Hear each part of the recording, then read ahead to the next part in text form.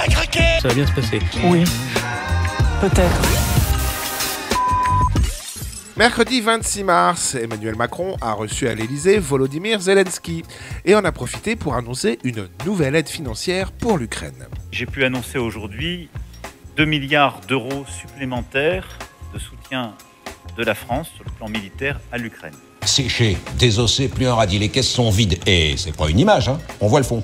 Jeudi 27 mars, Nicolas Dupont-Aignan a réagi à cette annonce sur le plateau de CNews. Et le moins qu'on puisse dire, c'est qu'il n'a pas mâché ses mots à l'encontre de notre cher président. L'Europe va sortir de l'histoire parce que l'Europe suit M. Zelensky, qui n'est pas si populaire dans son pays, qui n'a pas été élu, qui est corrompu. Ah ouais?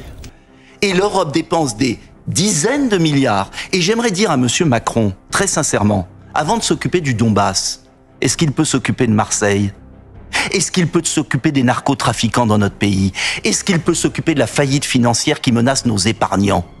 Vous savez, on peut donner des leçons à la terre entière, il y a des situations abominables dans le monde entier. Vous êtes en train de dire que c'est une sorte de diversion pour ne pas s'occuper des problèmes des Français? C'est pire que ça, il manipule l'opinion, il fait peur aux Français et il est dangereux pour la France. La stratégie de la peur. Il est dangereux pour la France. Vous l'avez dénoncé aussi. Dangereux? Je le pense. Il est dangereux, oui. Parce que mettre des soldats français là-bas, en petit nombre, soi-disant pour ne pas se battre, c'est prendre le risque d'un engrenage nucléaire.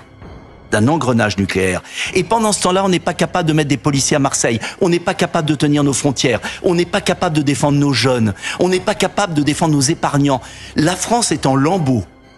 Et le président de la République fait le mariole sur toutes les chaînes de télé pour alimenter un conflit alors que les deux grandes puissances, l'Amérique et la Russie et la Chine, les pays du Sud, font la paix dans notre dos. Vous dites mais vous vous rendez compte de l'inconscience de notre président? Moi, je partage totalement la description que vous avez faite. Toujours à propos de Manu, je vous rappelle que mon top 10 des humiliations de Macron en 2024 est sorti. Vous allez voir, c'est pas piqué des hannetons.